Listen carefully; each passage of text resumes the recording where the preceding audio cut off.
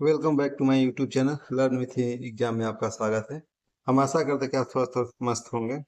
हम आपके लिए रोजाना की तरह बीपीएससी 4.0 के लिए कुछ प्रश्न लेकर आए हैं जो कि प्रीवियस ईयर के हैं, जो आपको 4.0 में बहुत ही मदद मिलेगा।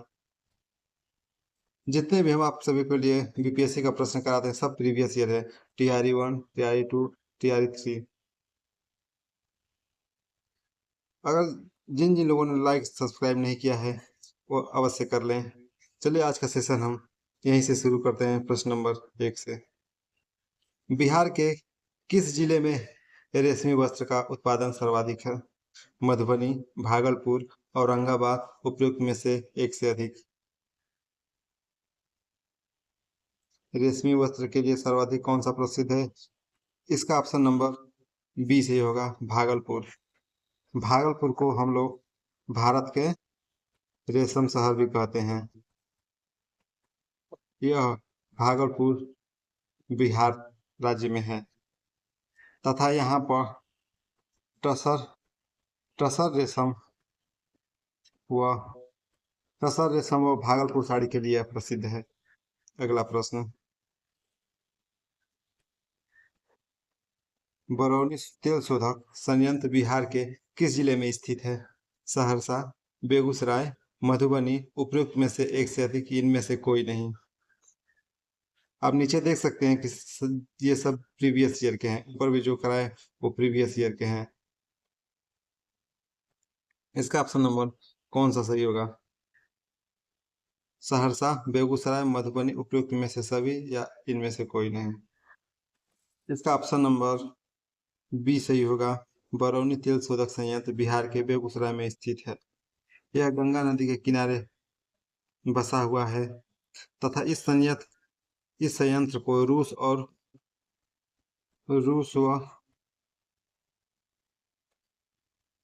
रोमानिया के मदद से इसे स्थापित किया था 1964 में। अगला प्रश्न, निम्नलिखित में से कौन से दो चरम परम पूर्वी पश्चिम गलियारे से जुड़ा है? निम्नलिखित में से कौन से दो चरम स्थान पूर्वी पश्चिमी गलियारे से जुड़ा है? मुंबई नागपुर, मुंबई और कोलकाता, सिलचर और पोरबंदर। सभी साथी उत्तर देने का प्रयास करेंगे। इसका ऑप्शन नंबर सी सही होगा, सिलचर और पोरबंदर, जो कि पूर्वी और पश्चिमी गलियारे से जुड़े हुए हैं। तथा उत्तर व दक्षिण से कौन जुड़े हुए हैं? ये है जम्मू जम्मू कश्मीर से जम्मू कश्मीर के श्रीनगर से तथा तमिलनाडु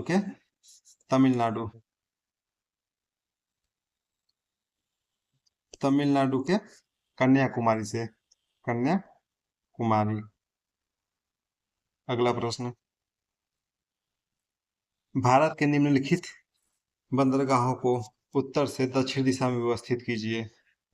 ये आप देख सकते हैं, ये कूट वाला प्रश्न है।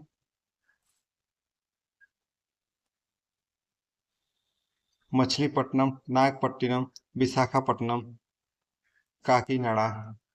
चलिए इसका उत्तर हम सीधा बताते हैं। इसका मिलान विशाखापट्टनम आंध्र प्रदेश में है, काकीनाडा आंध्र प्रदेश में, मछलीपट्टनम भी आंध्र प्रदेश में है, जबकि नागपट्टनम तमिलनाडु में है।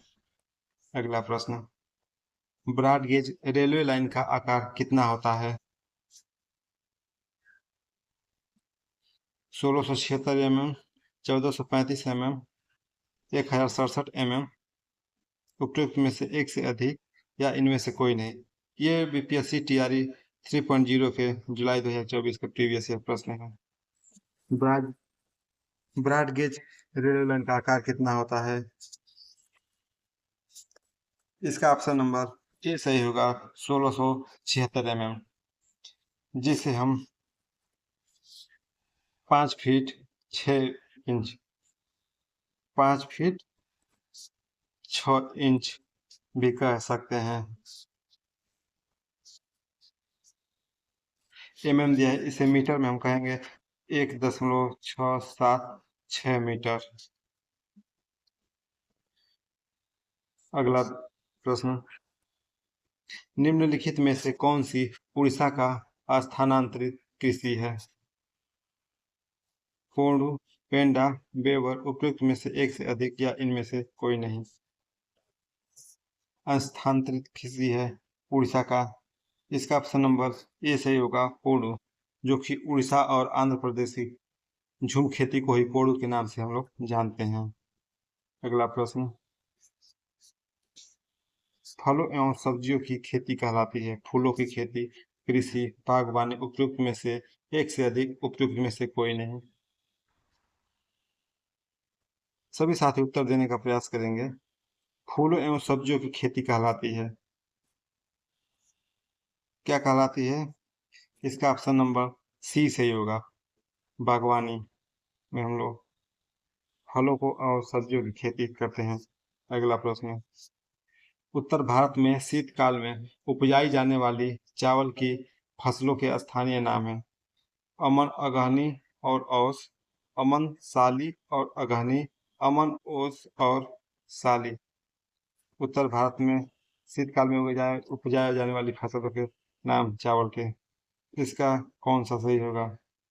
इसका ऑप्शन नंबर कौन सा सही होगा? इसका ऑप्शन नंबर बी सही होगा, जो कि मई और जुलाई में उगाया जाता है, अमन, साली और अगहनी। इसका ऑप्शन नंबर बी होगा। अगला प्रश्न, निम्नलिखित में से कौन सा स्थानांतरित कृषि का स्थानीय नाम है? बेबर, दहिया, पोंदू, उपयुक्त में से सभी? ये बीपीएससी स्कूल टीचर का प्रीवियस ईयर है, और जो पिछला हम बताए थे 3.0 का प्रीवियस था। देखिए आप लोग कितना रिपीट कर रहा है प्रश्न। स्थानांतरित कृषि का नाम है बेबर, दहिया, पोंदू, उपयुक्त में से एक से अधिक या इनमें से कोई नहीं? इसका ऑप्शन नंबर डी सही होगा, उपयुक्त में से एक से अधिक। बेबर या दहिया मध्य प्रदेश में कहाँ बोलते हैं? मध्य प्रदेश में। अब पोंदू कहाँ से बोलते हैं? पोंदू, पोंदू या पेंडा, इसे कहते हैं आंध्र प्रदेश में। अगला प्रश्न, निम्नलिखित में से कौन सा मल्चिंग शब्द की व्याख्या करता है?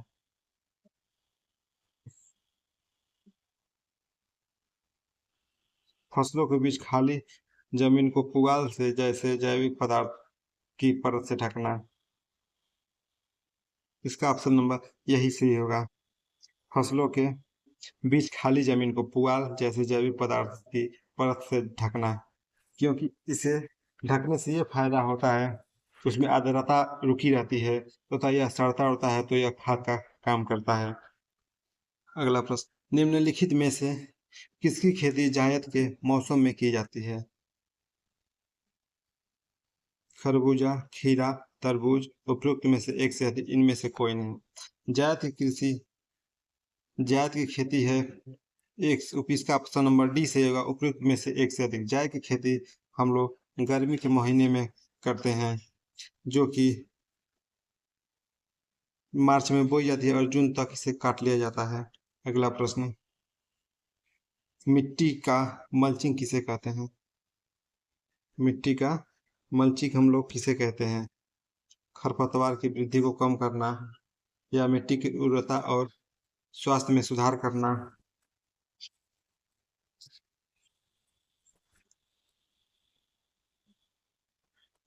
या फिर मिट्टी की नमी का संरक्षण करना, या उपयुक्त में से एक से अधिक? इसका मिट्टी का मल्चिंग किसे कहते हैं? इसका ऑप्शन नंबर डी सही होगा, उपयुक्त में से एक से अधिक खरपतवार की वृद्धि को कम करना और मिट्टी की उर्वरता और स्वस्थता में सुधार करना तथा मिट्टी की नमी का संरक्षण करना, ये सब मल्चिंग के भाग हैं। अगला प्रश्न, निम्नलिखित में से कौन सी फसल नदियों में उगाई नहीं जा सकती? सिंघाड़ा, कमल, मखाना, उपयुक्त में से एक से अधिक या इनमें से कोई नहीं? नदी में नहीं उगाई जा सकती, सिंघाड़ा भी नहीं उगाया जा सकता, कमल भी नहीं उगाया जा सकता, मखाना भी नहीं उगाया जा सकता, अतः इसका ऑप्शन नंबर डी सही होगा। यह जलीय पौधे होते हैं जो आमतौर पर धीमी गति में बहने वाले और स्थिर जल निकाय में, जैसे तालाब में, झील में इत्यादि में इसे उगाया जा सकता है।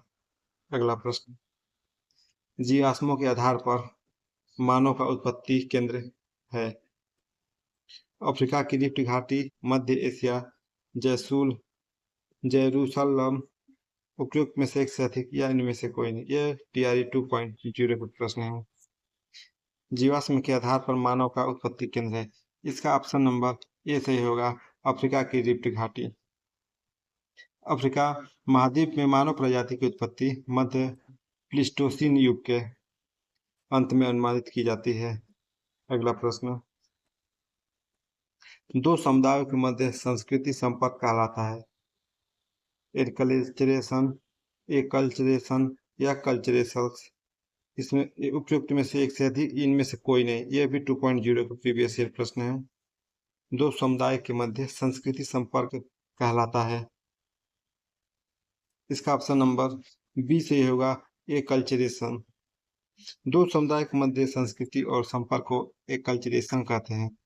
इसे उस सामाजिक, मनोवैज्ञानिक और सांस्कृतिक बदलाव में संदर्भित किया जा सकता है जो सभी समुदाय एक बीच अपनी प्रवास का अधिकतर उपयोग करते हैं तथा देश छोड़कर किसी अन्य देश में जाकर बढ़ते हैं, बसते हैं और वहाँ एक दूसरे लोग समुदाय के बीच पारस्परिक मेलजोल को बढ़ाते हैं। इसे ही हम मध्य संस्कृति कहते हैं। अगला प्रश्न, कोयला नगरी किसे स्थान को कहते हैं? कोयला नगरी किसे कहता है? सोहागपुर, रानीगंज, धनबाद, उपयुक्त में से एक से अधिक या इनमें से कोई नहीं। ये भी प्रश्न BPSC के हैं। इसका ऑप्शन नंबर सी सही होगा, धनबाद। धनबाद को ही हम लोग कोयला नगरी के रूप में जानते हैं। यह कोयला नगरी झारखंड के, कहाँ पर यह है? झारखंड के। ये झारखंड के धनबाद शहर में है। यह भारत का कोयला का राजधानी के रूप में जाना जाता है। धनबाद में प्रसिद्ध स्थान झरिया में बड़ी संख्या में कोयले का खदान मौजूद है, इसलिए इसे भारत का कोयला राजधानी या ब्लैक डायमंड के रूप में जानते हैं। अगला प्रश्न, भारत के किस उत्तर पूर्वी राज्य में आदिवासी जनसंख्या का सबसे अधिक घनत्व है? उत्तर पूर्वी राज्य में नागालैंड, मिजोरम, मेघालय, उपरोक्त में से एक से अधिक, इनमें से कोई नहीं। ये TRE 3.0 में पूछा गया प्रश्न है। इसका ऑप्शन नंबर बी सही होगा, मिजोरम, जो कि भारत के पूर्वोत्तर राज्यों में मिजोरम जनजाति आबादी का सर्वाधिक संघ केंद्र है। अगला प्रश्न, निम्नलिखित में से विषम का चयन कीजिए। मुंबई, सहारनपुर, कोलकाता। विषम इसमें से कौन सा है? सभी साथी चयन करें। इसका ऑप्शन नंबर बी सही होगा, सहारनपुर। मुंबई महाराष्ट्र की राजधानी है तथा कोलकाता पश्चिम बंगाल की राजधानी है तथा सहारनपुर जो है वो उत्तर प्रदेश का राज्य का एक छोटा क्या है? शहर है। यह उत्तर प्रदेश की राजधानी नहीं है, अतः यह विकल्प बी सही होगा। अगला प्रश्न, मोटा अनाज को चमत्कारिक अनाज और भविष्य का अनाज कहा जाता है, क्यों? क्यों कहते हैं इसे? यह सूखी सहिष्णुई फसल है। कुछ बाहरी कारकों की आवश्यकता होती है या फिर पोषक की दृष्टि से चावल और गेहूं के बराबर होता है। इसका ऑप्शन नंबर कौन सा सही होगा? इसका ऑप्शन नंबर कौन सा सही होगा? ऑप्शन नंबर डी सही होगा। पहला भी सही है, दूसरा सही है, तीसरा सही है, इसलिए इसका ऑप्शन नंबर डी सही होगा। अगला प्रश्न, भारत का स्थलाकृत मानचित्र किस संगठन द्वारा बनाया गया था? भारत का स्थलाकृत मानचित्र किस संगठन द्वारा बनाया गया था? भारतीय भूवैज्ञानिक सर्वेक्षण, भारतीय सर्वेक्षण या फिर भारतीय प्राणी सर्वेक्षण, उपयुक्त में से एक से अधिक या इनमें से कोई नहीं। भारत का स्थलाकृत मानचित्र किस संगठन द्वारा बनाया गया था? इसका ऑप्शन नंबर बी सही होगा, भारतीय सर्वेक्षण के द्वारा। यह इसकी स्थापना 1900 नहीं सॉरी माफी चाहते हैं, इसकी स्थापना 1767 में बनाई गई थी। यह विज्ञान और प्रौद्योगिकी विभाग के अंतर्गत आता है। यह राष्ट्रीय सर्वेक्षण मानचित्र संगठन करता है। अगला प्रश्न,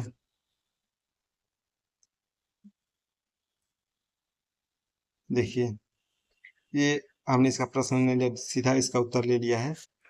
यह मिलान करने वाला प्रश्न था जो आपके बीच लेकर आए हैं।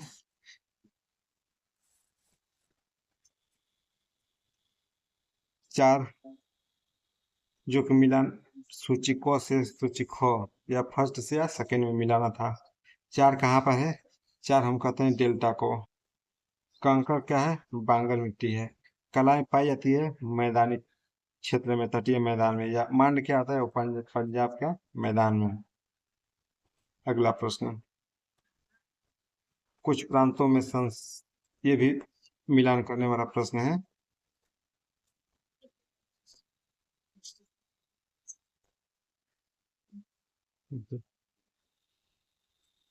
खनिज खनिज संसाधनों की संपन्नता परंतु औद्योगिक कमी झारखंड में।